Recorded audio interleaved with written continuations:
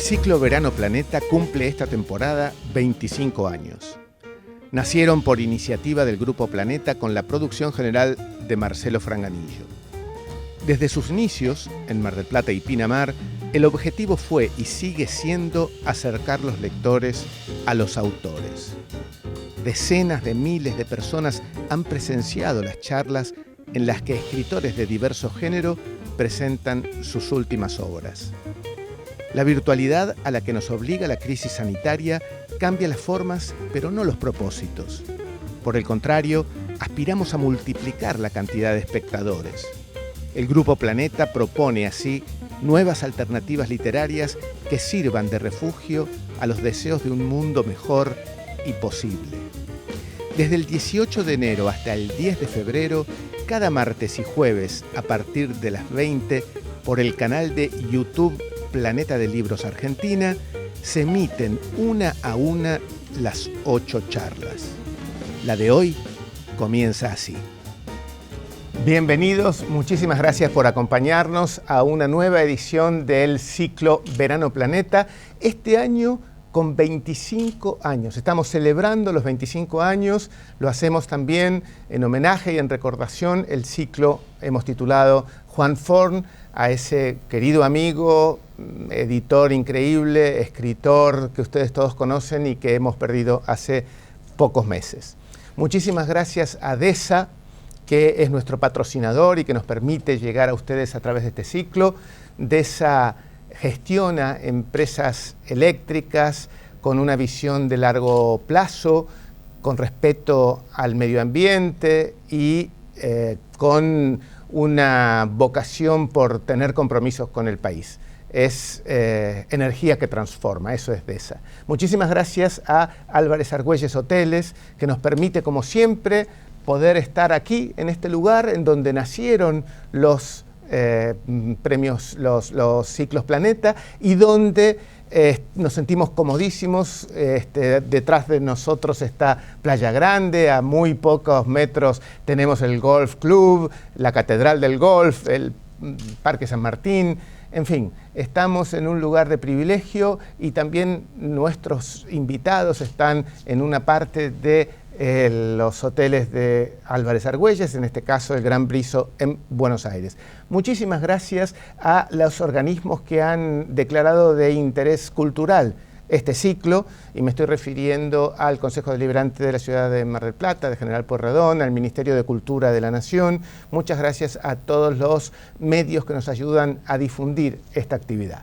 Y ya vamos a comenzar con la primera de las charlas de este ciclo Planeta en sus 25 años. Como profesor de historia, Felipe Piña, que nació en 1959 en Mercedes, dirigió el proyecto Ver la Historia de la Escuela Superior de Comercio Carlos Pellegrini de la Universidad de Buenos Aires, con el que se realizó el documental fílmico 200 años de historia argentina. En televisión condujo Historia Confidencial, Vida y Vuelta, Lo Pasado Pensado y El Espejo Retrovisor por Canal 7. Fue conductor junto con Mario Pergolini de Algo Habrán Hecho por la Historia Argentina, basado en sus libros Los Mitos de la Historia Argentina, emitido por Canal 13 y Telefe, que alcanzó los 25 puntos de rating en el prime time y obtuvo el premio Martín Fierro 2006-2007 y el premio Clarín 2006-2009. Condujo For the History Channel la serie de documentales sobre los bicentenarios latinoamericanos unidos por la historia, ganadora del Martín Fierro del cable. En 2012 condujo el ciclo Historia Clínica, emitido por Telefe. En 2012 también dirigió el documental Chacú, una historia de la provincia del Chaco, emitido por el canal Encuentro. En 2013 dirigió el documental Misiones, historia de nuestra provincia. Fue ganador del Martín Fierro 2017 al mejor programa cultural de la televisión por Noticias de Ayer. Ha publicado numerosísimos libros y es columnista de la revista Viva. En Radio Nacional conduce Historias de nuestra historia y en Canal 7 el ciclo Noticias de Ayer. Es director de la colección Bicentenario de la editorial MC, de la revista Caras y Caretas y de www.elhistoriador.com.ar, el sitio de historia más visitado de la Argentina. Y ahora sí, le damos la bienvenida directamente a nuestro queridísimo amigo Felipe Piña. Felipe, ¿cómo estás? ¿Qué tal, Nino? Feliz año, ¿cómo estás? Un gusto. Bueno, y dándote la bienvenida porque ya es el clásico y la tradición es que inaugures los ciclos Verano Planeta año tras año.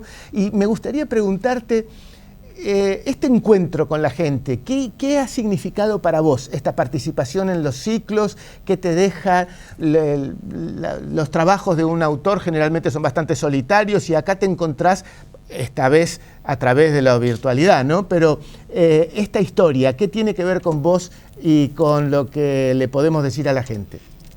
Bueno, tiene muchísimo que ver. Ya son más de 20 años que me toca inaugurar el ciclo y para mí es como la ratificación de que comienza un año nuevo, que hay un libro nuevo para presentar y esa maravilla que tiene Mar del Plata de ser la capital del país durante 2 meses al año, donde va gente de todo el país. Entonces el contacto con los lectores de prácticamente todas las provincias, el público de Mar del Plata, que siempre es muy cálido, y un momento hermoso donde, bueno, cuando podíamos, eran horas firmando libros y hablando con la gente, chicos, grandes, de todas las edades, un momento muy emocionante, muy lindo para mí, y las charlas con vos que siempre fueron tan lindas y esos viajes a Pinamar también, ¿no? Que hacíamos Mar del Plata y Pinamar, donde, bueno, para mí era como la ratificación de que empezaba el año en todos los sentidos y un primer test de qué pasaba con los libros que acababa de publicar en general, ¿no? Felipe, y ya que estamos esperanzados en recuperar en algún momento la presencialidad, ¿cómo estás viviendo toda esta situación de la pandemia? ¿Cómo es tu trabajo? ¿En qué se modificó? ¿Qué generó a favor y en contra lo que estamos viviendo? Bueno, fueron años raros de aprendizaje, ¿no? De uso de la tecnología, mucho streaming. Estuve dando muchas charlas por streaming. Lo cual, bueno, tuvo sus ventajas también de viajar un poco menos y llegar a más gente también a veces, lugares donde uno no hubiera podido ir o no te daban los tiempos y poder hacerlo por streaming. Pero por supuesto no es lo mismo, uno extraña mucho el contacto con la gente, ¿no? Se extraña la presencialidad, el calor de la gente, pero también me permitió, viendo el lado positivo, ¿no? Siendo optimistas, me permitió terminar el libro Gardel con mucha tranquilidad porque me agarró en plena pandemia y bueno, ahora estoy escribiendo ya, terminando el libro que se viene, del que vamos a hablar al final, también en pandemia, así que para la escritura es un momento que viene bien. Para todo lo demás, claro, por supuesto, es una enorme complicación, ¿no? Hay que saber aprovechar las pequeñas ganancias de las grandes pérdidas, dicen. ¿Sabés que cuando estaba de camino para acá y sabiendo que iba a tener un contacto contigo, empecé a asociar lo que estamos viviendo también con parte de la historia, ¿no? El otro día leía que el gobierno de la ciudad en Buenos Aires estaba pensando en la refuncionalización del microcentro. Y yo me acordaba, claro, con la fiebre amarilla, ¿no? Cómo se fue la gente de esos barrios de Barracas, de La Boca, de San Telmo, y nacieron barrios como Palermo o como, no sé, Retiro, ¿verdad? Es como si estuviéramos viviendo otra circunstancia bastante parecida en lo histórico, ¿no te parece? Sí, una rezonificación absoluta que efectivamente se dio claramente allá por el año 1871 con la fiebre amarilla, donde hubo abandono fundamentalmente de la gente que se podía ir, que eran los sectores más pudientes, que vivían en la zona de Plaza de Mayo, de Montserrat, San Telmo, La Boca, donde fue un poco el foco de la epidemia de fiebre amarilla. Se fueron y ahí abandonaron sus grandes mansiones y ahí nacieron los conventillos, ¿no? De esas mansiones divididas en habitaciones, y se fueron fundamentalmente a la zona norte del Gran Buenos Aires, a Recoleta, y bueno, la ciudad tuvo como una división en dos, ¿no? Que podríamos más o menos ubicar en la avenida Rivadavia, ¿no? De Rivadavia al norte y Rivadavia al sur, o de la avenida 9 de Julio, sur o norte, donde efectivamente cambió el paisaje, la composición social de Buenos Aires a partir de una pandemia tremenda como fue la epidemia de fiebre amarilla, que fue pandémica, porque abarcó toda América del Sur prácticamente, y en el caso argentino, y puntualmente de Buenos Aires, mató a 14.000 personas, ¿no? Aproximadamente un 9% de la población. Fue realmente tremendo, ¿no? Cuando te escuchaba recién hablar de cómo la gente más encumbrada económicamente pudo moverse y dejar sus mansiones, cuando se dice que este tipo de consecuencias sanitarias son bastante igualitarias, en realidad no lo son tanto, ¿no? Hay quienes tienen más recursos para pelearle a la adversidad, ¿no? Pareciera Sí, como supuesto. que también hoy, si uno está mirando países más subdesarrollados con problemas de la vacunación, etcétera, o sea que tan igualitario no es la forma en No, que no. tenemos para pelear, ¿no? No, por supuesto que no. Además, fíjate lo que pasó con la educación también, ¿no? La gente que tenía algún dispositivo en la casa tenía posibilidad de continuar educándose, la que no, ¿no? Donde había una sola computadora, un solo celular, los papás que trabajaban tenían que usarla y los chicos quizás no podían acceder, así que no, la verdad que no tiene nada de igualitaria la peste, ¿no? Digamos, afecta a todo el mundo, pero la afecta de manera muy diferente y las capacidades de supervivencia y adaptabilidad son absolutamente relativas a la posición social, económica y cultural que uno ocupa, ¿no? También el nivel de información que tiene uno al que puede acceder lo puede salvar o no en una circunstancia como esta. Y por supuesto sabemos que los niveles culturales están directamente asociados con la posibilidad de acceso a los mismos, ¿no? Absolutamente. ¿Cuál fue, Felipe, tu primer libro en Planeta? Mi primer libro en Planeta fue Los mitos de la historia argentina, tomo 2, después del éxito del 1.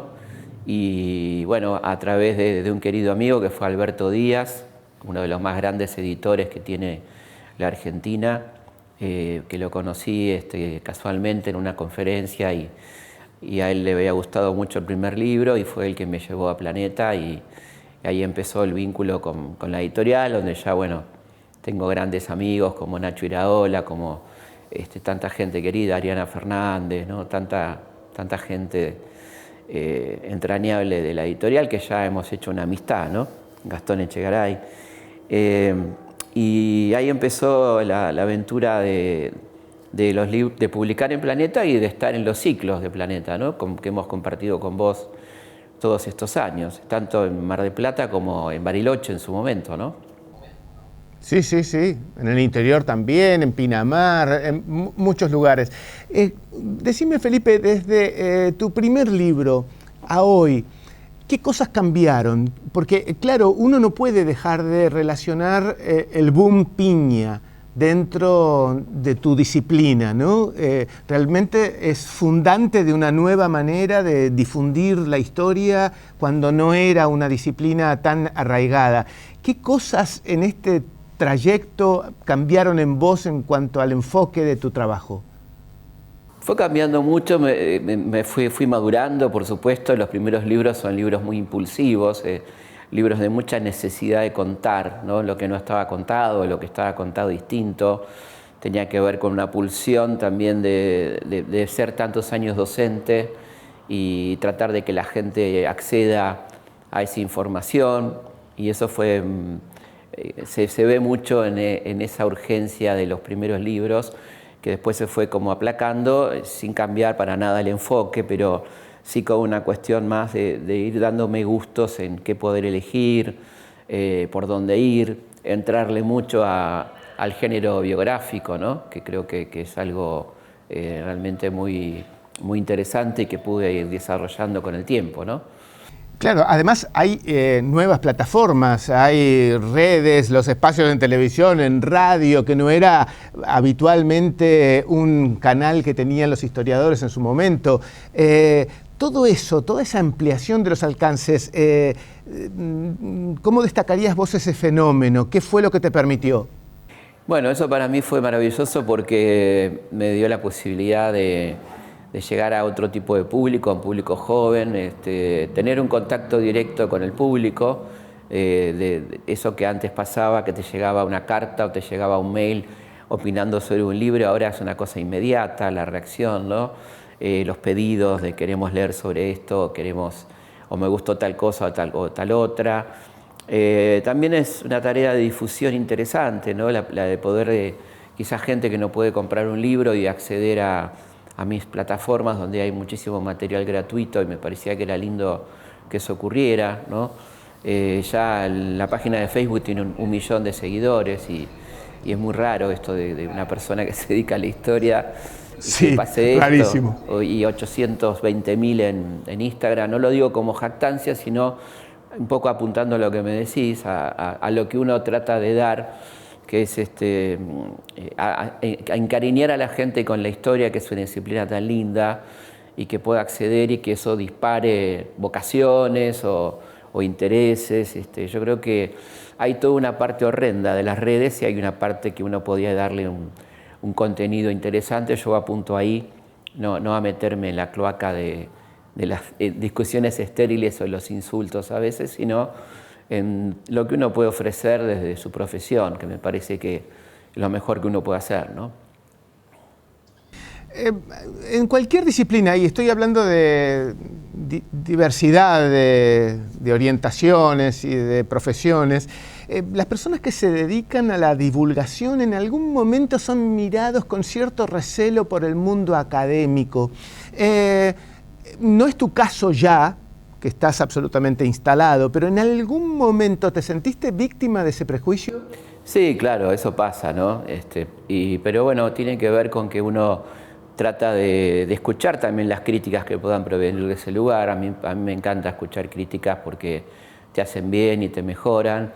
Y después uno ve si esas críticas de dónde vienen, si tienen que ver con una cuestión que tenga sentido o viene más del lado de la envidia o de ese tipo de cosas. Uno va purificando también eso, ¿no?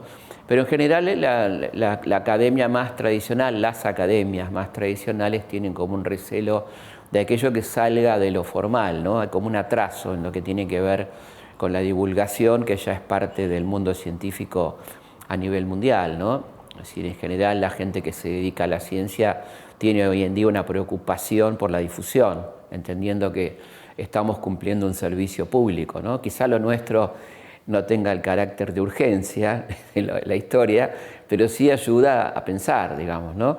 Y entonces creo que para mí van de la mano, ¿no? La investigación y la difusión van de la mano, porque si no, ¿para qué descubrimos cosas o para qué encontramos algo si la gente no puede acceder o no se puede enterar? Particularmente con un tema tan delicado como la historia y tan profundo, que es ni más ni menos que la identidad nacional. Entonces lo que uno puede aportar a ese pensamiento, al debate, ¿no? No necesariamente para que piensen como uno, pero sí para dar unas perspectivas que pueden ayudar a pensar. Y en ese sentido siempre hay una resistencia inicial, digamos, a lo que salga un poco de los parámetros académicos tradicionales, ¿no? Me voy a meter un poco en tu historia personal. Y digo, muchos sostienen que la música es el arte mayor, algunos otros hablan de la arquitectura, pero yo sé que la música ha sido importante en tu vida y ha tenido una influencia que yo creo que de alguna forma también se traduce en tu obra. ¿Es así o es una sospecha infundada la mía? No, es muy fundada y tiene que ver con muchas charlas que hemos tenido con vos, Nino, y tiene que ver con mi viejo, fundamentalmente, mi vieja, mis papás, que eran muy melómanos, y mi papá, fundamentalmente, que trabajó con grupos como la Camerata Bariloche y que fue director de Cultura de Azul, y una persona con lo que hoy llamaríamos un promotor cultural, ¿no?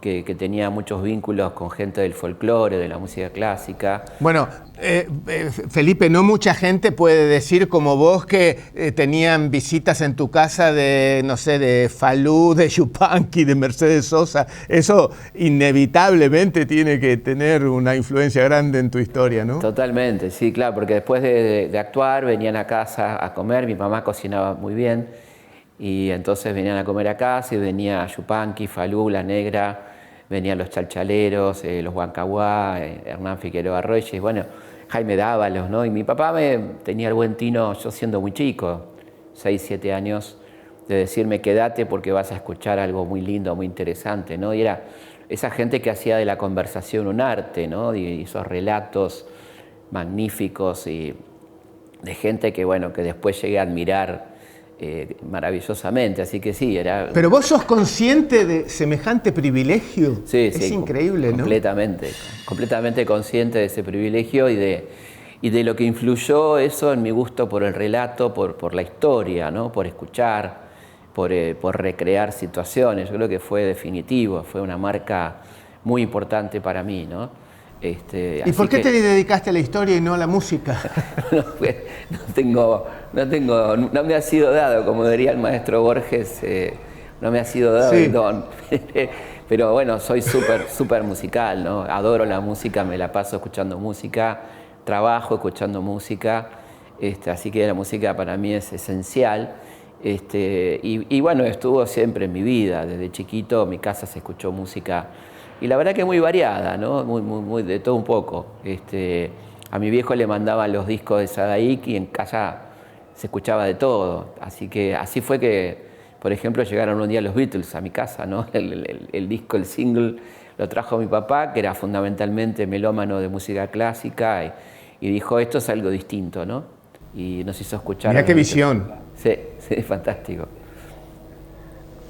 Decime, muchas veces he oído de personas que me toca la suerte de entrevistar, cuando se le pregunta por qué eligió su disciplina, yo te diría que en el 99% hablan de un profesor. Sí. ¿Eso te pasó a vos también? Sí, claramente. Sí, me pasó con una profesora extraordinaria que tuve en quinto año, un quinto año muy especial porque fue el año 76, o sea que el ciclo lectivo comenzaba con la dictadura, digamos.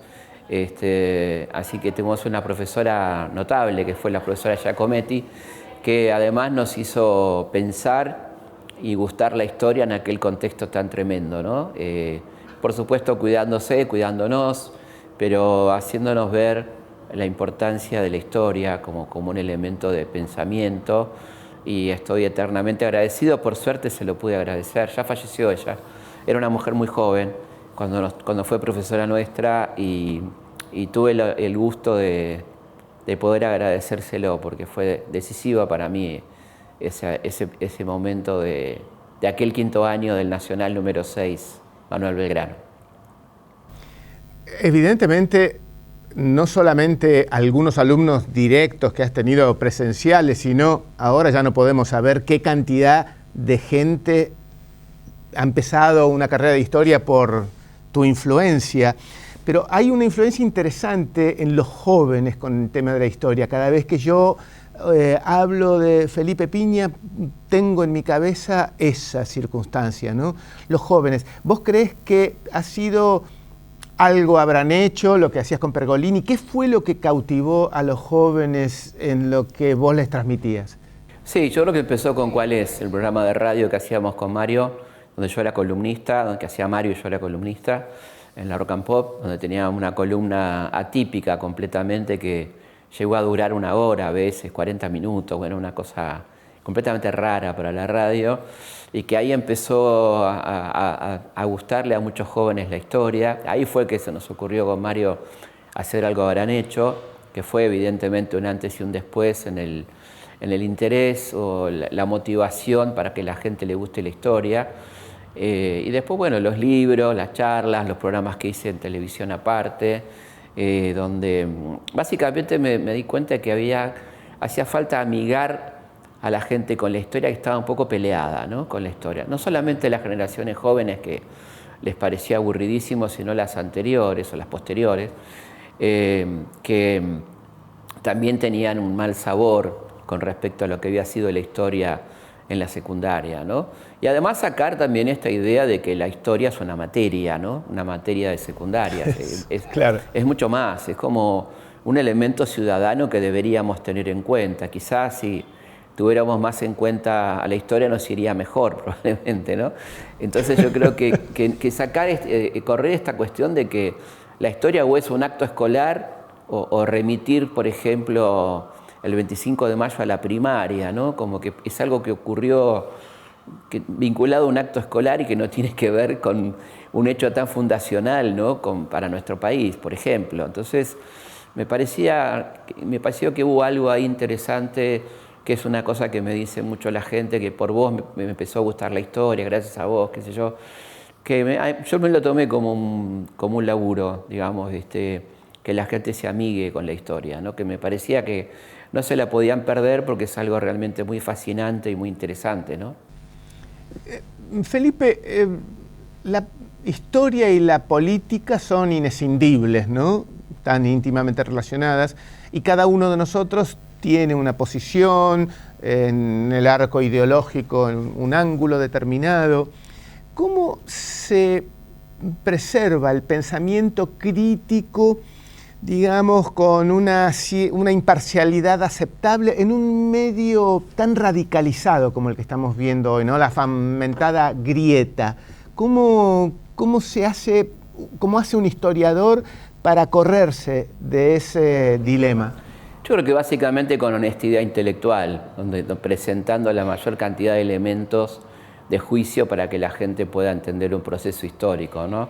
No ocultando nada por una cuestión de simpatía, no disimulando aquello que no convenga a mi discurso, porque eso sería falsear la historia, ¿no? Entonces, para ponerlo en un ejemplo bien claro y polémico, si hablo de las bondades de la Fundación Eva Perón y toda la gran obra social de Evita, también tendré que hablar de la persecución a la oposición, el cierre de diarios que hubo durante el peronismo, y si hablo de la excelente defensa de la soberanía que hizo Rosas durante la vuelta de obligado, que le valió la felicitación de San Martín, no puedo omitir hablar de la mazorca, por ejemplo, ¿no? Es decir, claro. No hay por qué, además no hay por qué, sería una manera caprichosa de contar la historia, y uno debe contarla con todos los elementos de juicio, más allá de las simpatías personales o las aversiones personales que pueda tener, ¿no?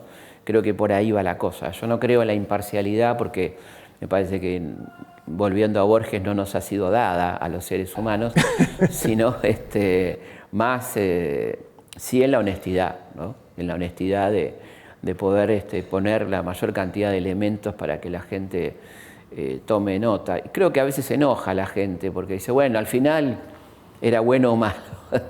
Y la verdad que no son categorías históricas esas, ¿no? Yo creo que... Bien binario. No. En este caso es no binario, efectivamente. Sí. Dada tu popularidad, supongo, infiero, que debes de haber tenido propuestas para integrar listas, etcétera. Si fue así, ¿cómo reaccionaste? No, agradecí, la verdad que de distintos sectores políticos, agradecí y siempre sentí que era más útil haciendo lo que hago que en un cargo público, político, con todo lo que eso implica, ¿no? Que no me siento habilitado para eso. Sí, siempre ofrecí colaboración a distintos gobiernos en lo que tenía que ver con lo específico mío, que fue la educación, que es la educación en la que tengo mucha experiencia y tengo ideas al respecto que algún día me gustaría que alguno me dé bola, pero fuera de eso, no, prefiero seguir en lo mío, creo que es una tarea importante, ¿no? Suele decirse que es bastante evidente una cierta declinación en la jerarquía, en la estatura intelectual de la dirigencia en general, ¿no? Yo diría de otras disciplinas también. De hecho, sin importar en dónde se ubicaban ideológicamente, la derecha ha tenido plumas brillantes, la izquierda, bueno, la intelectualidad. Primero, quiero saber si vos notás esta declinación en la jerarquía, en la ilustración, en la educación, en la cultura de la dirigencia, y en el caso de que sí, ¿qué crees que ha producido esto? Bueno, es muy interesante y compleja la pregunta porque claramente hay una declinación de la calidad, ¿no? de las citas, por ejemplo, que eran tan frecuentes en la política hasta, diría, hace unos 30 años, ¿no? 20, 30 años, allá eso no ocurre prácticamente. Hay una creencia que eso no suma, sino que hay que tender al pragmatismo, a al hablar de los temas que le interesa a la gente, que por supuesto siempre es discutible porque la gente está siendo permanentemente influida por los medios de comunicación, así que lo que le interesa a la gente es el huevo y la gallina, ¿no? ¿Qué está primero? Yo creo que a la gente le va interesando lo que le van poniendo por delante muchas veces, y por otra parte siempre está la posibilidad de hacer interesar a la gente por cosas que por el momento cree no interesante, ¿no? Entonces creo que se va cayendo en una cuestión pragmática muy berreta, muy de baja calidad, donde solamente se habla de la coyuntura, donde perdemos de vista la posibilidad de debatir proyectos, de ir un poco más allá, y eso va bajando muchísimo el nivel, que se va ratificando por esta cuestión de las redes, donde claramente el nivel es bajísimo, un nivel de amarillismo escandaloso, donde lo único que importa es la sorpresa, lo curioso, la denuncia, el insulto, el dejar mal parado al otro, ¿no? Todas cosas que van en contra, evidentemente, de un pensamiento positivo, de un pensamiento que te permita crecer, que te permita aprender, que es un poco la misión que tenemos los intelectuales, ¿no? Me parece que por ahí debíamos ir y creo que eso es un problema muy serio que está pasando, como bien decís, no solamente en un rubro que debería tenerlo como principio y fundamento, ¿no? El nivel cultural que tendría que tener la clase política, pero también ocurre en casi todos los niveles, ¿no? Si uno mira los medios de comunicación, el nivel es una cosa muy lamentable, ¿no? Lo que se ve. Te iba a interrumpir para decirte eso, lo que me comprende las generales de la ley, ¿no? Que ese diagnóstico tuyo es absolutamente un reflejo del periodismo que por lo menos tenemos que aceptar todos que no está pasando su mejor momento. Yo creo que está pasando el peor momento, ¿no? Donde la verdad que yo creo que ya a algunas personas calificarlas de periodistas es como un elogio, ¿no? Me parece que hay como, sí, una cosa muy tremenda de un nivel de manipulación violento, ¿no? Yo creo que uno se siente violentado y ahí también los niveles históricamente más bajos de encendido y visualización de noticieros de la historia argentina, ¿no? Ya prácticamente la franja etaria de los 30 para abajo no mira un noticiero ni que lo obliguen, y los de ahí para arriba cada vez los miran menos, ¿no? Son de los programas menos vistos de la televisión, los noticieros, donde aparece la manipulación de una manera más evidente, ¿no? Hiciste una referencia recién que imagino cómo será la síntesis de lo que te voy a preguntar ahora, pero cuando aparecieron las redes sociales, todos las recibimos, les dimos la bienvenida porque supusimos que era la democratización de la información. Sin embargo, hoy estamos viendo que, no sé, en un balance, si es más lo negativo que lo positivo lo que nos dan las redes, ¿no? Sí, ¿Vos crees eso? Sí, realmente. Yo me acuerdo cuando esto empezó, era como la posibilidad de responder y democratizar y que cada uno de nosotros fuese un emisor y no solamente un receptor, ¿no? Pero creo que, bueno, evidentemente el sistema es muy sabio y eso lo termina usando en beneficio propio, ¿no? Y la gente cree que sigue siendo autónoma porque da un me gusta o porque replica algo que no tiene la menor idea si es verdad, simplemente porque le cae simpático o porque le gusta. Y ahí aparece todo un sistema de una fake news, una gran fake news. Creo que estamos viviendo dentro de una gran fake news, ¿no? O sea, esto parece como una película de ficción donde nada de lo que se emite parece ser, ¿no? O sea, por lo menos merece, no sé si el beneficio a esta altura de la duda, no sé si lo podemos decir como beneficio, porque la duda está instalada, ¿no? De todo lo que te digan, bueno, lo más probable es que eso no sea, es por lo menos exactamente así, ¿no? Volviendo a tu disciplina, en la introducción de tu primer libro sobre los mitos argentinos, hay una cita de Orwell que dice: quien controla el pasado controla el futuro, quien controla el presente controla el pasado. ¿Es eso verdaderamente así? Sí, claramente, eso es de un gran libro que es 1984, de donde sale Gran Hermano, ¿no? y todas esas cosas que vio hace tanto tiempo Orwell. Y yo creo que es perfecto porque controla el presente y controla el pasado, ¿no? La narrativa del pasado está muy determinada por el presente. a veces positivamente, no necesaria negativamente. Digamos, por ejemplo, durante la crisis del 2001 hubo una epidemia de libros sobre las crisis, ¿no? Porque claramente esa realidad demandaba algún tipo de explicación precedente de por qué se produjo esto, cómo llegamos a esto, ¿no? Y la otra cosa que se podría decir en esa frase tan maravillosa es que efectivamente el control del pasado es una de las preocupaciones del presente, ¿no? De cómo se va a contar ese pasado.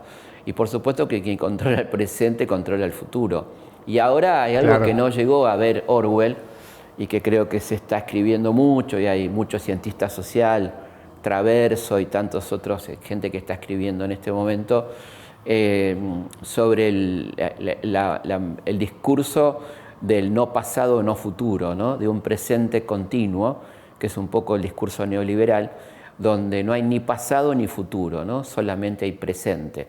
Y eso es muy interesante, esa cuestión, ¿no? Sí. Sé que no es tu hábito escribir libros por petición, pero yo recuerdo que cuando vos escribiste Belgrano, ese libro dijiste, me lo pedía la gente. ¿Por qué supones que a priori la gente tenía un interés particular en Belgrano? Sí, la verdad que fue muy lindo eso, porque yo creo que la gente empezó a ver cómo estábamos en deuda con Manuel Belgrano, ¿no? Cuánto nos había dado ese personaje tan maravilloso, tan empático, tan desinteresado, y que solamente lo recordábamos por la creación de la bandera, ¿no? y su muerte pobre y no mucho más. Y la verdad que mucha gente me dijo, a partir del capítulo de los mitos 1 sobre Manuel Belgrano, decía, esto tiene que convertirse en libro, ¿no? Queremos saber más sobre Belgrano, y ahí fue entonces que vino Belgrano. Y también hubo un pedido, un libro claramente a pedido, y esto lo hemos hablado, fue Mujeres, ¿no? Mujeres tenían que ser. Mujeres. Muchas veces en estas charlas del ciclo Planeta, muchas mujeres me decían, falta un libro sobre la historia de las mujeres, hay muy pocos libros sobre la historia de las mujeres, y fue como un estímulo muy importante para mí, mucho antes de la oleada feminista, porque este libro lo escribí en el 2010 y salió publicado en 2011, y para mí fue fundamental meterme con ese tema, donde me di cuenta la inequidad brutal, ¿no? de todo aquello que no sea el género masculino, esa ausencia brutal en el relato histórico argentino, ¿no? Ciertamente. Y otro libro que recuerdo, porque vos mencionaste que fue un desafío, que te costó bastante encararlo, fue La voz del gran jefe. Sí. Que llevó bastante tiempo, ¿no? Sí, sí, ¿Y por qué ese esfuerzo? Vos me lo has comentado. Y era fue un libro trabajoso. Primero porque había mucho escrito sobre San Martín, y segundo porque el respeto que te impone el personaje, y bueno, y encontrar material en distintos archivos, ¿no? Acá en Bélgica, en Francia, en Perú, en Chile, en España, y la verdad que me encantó hacer ese libro, es uno de mis libros más queridos, y pasó algo muy gracioso con el título, porque yo tenía el libro escrito y no tenía el título, y estaba en Rosario en uno de estos viajes de presentación de libros, y me puse a cantar la marcha de San Lorenzo en la ducha. Y ahí vino y La voz del gran jefe, ¿no? Y La voz del gran jefe, que me pareció un titulazo, porque claro, tenía que ver con el gran jefe, tenía que ver con lo indígena, ¿no? La idea del gran jefe, y cerraba por todos lados, y me encantó haberlo encontrado de esa manera. Y por otra parte, porque el libro es mucho a la voz del gran jefe, porque le doy mucho a la palabra a San Martín. A mí me pareció hermoso. La marcha de San Lorenzo, que la escuchamos en Buckingham y en muchos lugares de Europa. Tal cual. Y además por la figura de su compositor, ¿no? Sí, claro, Cayetano Silva, todos estos personajes que tuvieron que ver con la marcha. Y que además es una marcha muy linda, ¿no? Que nosotros quizá por cantarla tanto en la primaria la íbamos perdiendo, pero es una marcha que han elegido, como bien decís, las bandas militares más famosas del mundo. Y bueno, así que me cerró por todos lados el título, y como te decía también, me interesaba mucho darle la palabra a San Martín, que la gente conozca lo que escribía, lo que pensaba San Martín, ¿no? Sí, el título es perfecto. Hay otro título que es La vida por la patria, hablando de Moreno, y me pregunto, ¿por qué decís que Moreno sigue siendo un prócer que incomoda? Bueno, porque tiene una actualidad tremenda, ¿no? Como pasa con Belgrano también. Quizá uno lee hoy artículos escritos hace más de 200 años y te das cuenta que meten el dedo en la llaga, ¿no? Es decir, la industrialización, la equidad, el rol de la mujer, los pueblos originarios, todas esas deudas que tiene nuestra sociedad históricamente y que no han sido resueltas y que ellos ya planteaban con mucha fuerza y como prioritarias hace más de 200 años, ¿no? Y yo creo que en ese sentido sigue siendo un personaje incómodo Mariano Moreno, como también lo es Manuel Belgrano o Bernardo de Monteagudo o Juan José Castelli, por ejemplo, ¿no? Decime una cosa, Felipe, cuando uno escribe la biografía de alguien, ¿tiene necesariamente que admirarlo o valorarlo positivamente o no? O la pregunta, ¿podrías escribir la biografía de alguien del quien tengas un mal juicio histórico, por ejemplo? Sí, o, sí, perfectamente. ¿Cómo es eso? Perfectamente. Sí, claramente uno elige biografías de aquella gente con la que se siente más cómodo, pero el oficio te permitiría perfectamente hacerlo con gente con la que no termines de simpatizar, por ejemplo, ¿no? Lo que pasa es que uno se mete mucho en la vida de esas personas. A mí es un género que me encanta, me parece brillante porque te permite mucho hablar del contexto, ¿no? de qué pasaba. Yo no creo en las vidas providenciales, sino que todas tienen que ver con algún tipo de contexto. Pero perfectamente podría ser una biografía de una persona que no tenga nada que ver con mi admiración. Ahora está un poco de moda, te quería preguntar, ¿qué opinás sobre esta actitud de cancelar, silenciar o hacer desaparecer a cualquier personaje por algún episodio o porque lo consideremos nefasto? ¿Cómo estás situado vos frente a esa circunstancia? Yo creo que una cosa es la cancelación en tiempo presente de situaciones que tengan una antigüedad relativa, y otra cosa es hablar de cancelación de personas que murieron hace más de 100 años o que vivieron en un contexto histórico completamente diferente, ¿no? Donde se caen errores históricos que me parece que son improcedentes. Acusar a San Martín de pedófilo porque se casó con una chica de 14 años, evidentemente es un error histórico, porque en aquel momento esto ocurría mucho, las chicas se casaban muy jóvenes. Después podemos decir si está bien o está mal, pero era lo que pasaba en ese momento, en ese contexto, entonces no había una excepcionalidad en esto, ¿no? Evidentemente, entonces creo que primero hay que ponerse en el contexto histórico, ver qué significaba eso y ahí podemos hablar, ¿no? Entonces creo que hay una especie de apresuramiento en cuanto a esto, de la política de la cancelación, que en la historia tiene sus enormes dificultades, ¿no?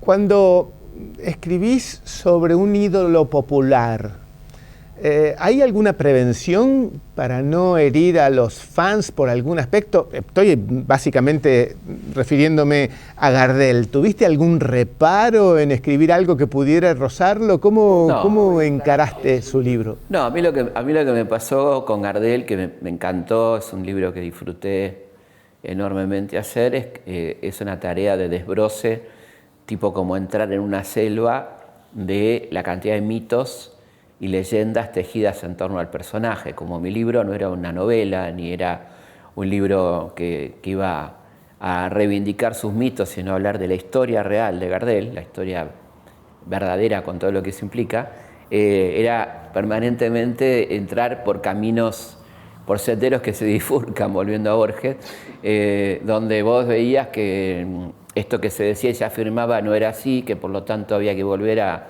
revisarlo, pero no me preocupaba tanto la susceptibilidad, que siempre es entendible y en general difícil de conformar, ¿no? Cuando se trata de un ídolo, sino más bien acercarme lo más posible a la verdad histórica de un personaje envuelto en el mito y un personaje maravilloso yo diría literario, ¿no? Casi un personaje literario, ¿no? Como es Carlos Gardel, ¿no? Como lector de ese libro, a mí lo que realmente para mí fue una novedad, disculpen mi ignorancia, volviendo a Borges, era su actitud, su rigurosidad profesional, su búsqueda de la innovación, de las nuevas técnicas. Realmente eso a mí fue la primera vez que yo tenía un abordaje desde esa perspectiva con Gardel. Y la pregunta que te quería hacer era, ¿por qué lo llamás el millennial? ¿Por qué fue un millennial para vos, Gardel? Porque creo que fue un tipo que se adelantó mucho a su tiempo, como bien decís vos, como un gran profesional, un tipo que se dedicaba a cuidar su físico en épocas que no existía esto del training y todo ese tipo de cosas, a cuidar su voz, contratando a un profesor de ópera del Colón para mejorar esa voz que había descubierto claramente Enrico Caruso en ese viaje a Brasil, que se cruzan en un barco en 1915 y Caruso le dice que tiene una voz fantástica, pero que la entrene porque da para más. Y bueno, y él estaba siempre atento a la novedad, ¿no? El mejor micrófono posible dentro de las carencias de la época, el mejor parlante, introductor del cine sonoro en Argentina con aquellos primeros videoclips del año 30, preocupado por la calidad de las grabaciones, por eso él en Nueva York reversiona prácticamente lo mejor de su repertorio, porque ha encontrado ahí en la Víctor la mejor calidad sonora posible de la época, ¿no? Así que efectivamente un tipo muy atento a eso, muy atento a su carrera. Él era su manager, él decidía el repertorio, que era un repertorio maravilloso, equilibrado, entre lo que tenía que ver con el folclore, con el tango, con la temática social, con la temática romántica. Y bueno, y el manejo con el público, ¿no? De una cosa notable de cómo manejar su fama, una fama mucho más difícil de construir que hoy en día, ¿no? Una fama sin Instagram, sin redes y hecha a pulso, sí. Donde él contaba que le llegaban 16.000 cartas por mes y que había aprendido a firmar con la zurda, como decía, con las dos manos para poder contestar. Bueno, un tipo increíble y un primer rockstar, ¿no? En el sentido de que fue el primer gran ídolo latinoamericano, donde él llegaba había miles y miles de personas esperándolo y él manejaba muy bien esa fama, ¿no? Sin que se le suba la fama a la cabeza, como se decía, ¿no? Decididamente enterramos la pelea de o Argentina o Uruguay, ¿no? Es francés y no hay vuelta. Vos viste su partida. Es francés, nacionalizado argentino, con un pasaporte uruguayo en el medio, pero a la vez una persona absolutamente rioplatense, con un enorme amor por Uruguay y un gran cariño por Uruguay. Así que la verdad que sería una pena que nos peleemos por Gardel, porque no tiene ningún sentido. No tiene ningún sentido. Felipe, voy por mi última pregunta y obviamente va a ser ¿en qué estás? ¿Qué viene? ¿Qué tenemos derecho a esperar de tu próximo libro? Como si no hubieras escrito muchos, ¿no? Pero no, viste bueno, que esto este libro para mí fue como un divertimento, fue muy lindo, muy arduo trabajo de investigación, pero muy entretenido, que es Calles, ¿no? Es un poco hablar del callejero porteño, pero no es un libro para porteños nada más, porque la verdad que las calles de Buenos Aires son como universales. Vos pensás que tenés de todo, acá tenés desde filósofos griegos a gente de todo el país, a batallas que ocurrieron en distintas partes, a unitarios federales, peronistas, radicales, socialistas, militares, bueno, de todo un poco, ¿no? Es como contar la historia argentina a partir de un callejero que muchas veces además se repite en muchas ciudades del interior. ¿Sabés, Felipe, que yo creo que va a ser muy bien recibido, porque yo tengo el hábito de preguntar ¿quién fue fulano? Claro. ¿Qué es esto? Y en el 90% de las veces, incluido yo, claro, nadie sabe. No, lógico, lógico. Y el libro va a tener entonces todo un entramado temático, y luego va a tener atrás, para conformar a los curiosos, obviamente un índice onomástico para que cada uno busque su calle y la encuentre, ¿no? Y van a surgir sorpresas con toda seguridad, ¿no? Sí, sí. A mí me parece hay sorpresas que sí. muy interesantes y cosas muy inesperadas, ¿no? De las proporciones, ¿no? La cantidad de militares, la cantidad de políticos, la cantidad de intelectuales, la poca presencia femenina, ¿no? De un callejero de 2.050 calles, Buenos Aires tiene 70 calles con nombre de mujer, nada más, por ejemplo, ¿no? Sí, que en los últimos tiempos, bueno, por el tema de Puerto Madero, ¿no? Que han decidido. Antes de Puerto Madero supongo que habría muchas menos. Claro. Una socióloga coterránea tuya, la marplatense Leticia Maronese, quien impulsó que ese barrio tuviera íntegramente nombre de mujeres. Así que es muy importante destacar la labor de Maronese, porque a ella se le debe que por lo menos un barrio entero tenga nombres de mujeres, que todas con un enorme merecimiento, ¿no? Las que integran las calles de Puerto Madero, ¿no? Sí, se le puso el otro día el nombre de una querida y recordada amiga y escritora, que es María Esther de Miguel, al bulevar que está ahí en Puerto Madero, y realmente fue muy grato. Sí, la conocí, una gran escritora, absolutamente. Felipe, gracias por inaugurar otra vez, otro año, los ciclos Verano Planeta, este año, el 25 años, en recordación de Juan Forn también. Muchas gracias, Felipe, siempre es un deleite poder conversar contigo. Bueno, un abrazo muy grande, para mí un honor inaugurar una vez más el ciclo. Abrazo grande, Nino, y a toda la querida gente que nos está viendo. Así que un abrazo y por supuesto hasta el año que viene, como siempre. Exactamente, hasta pronto, gracias.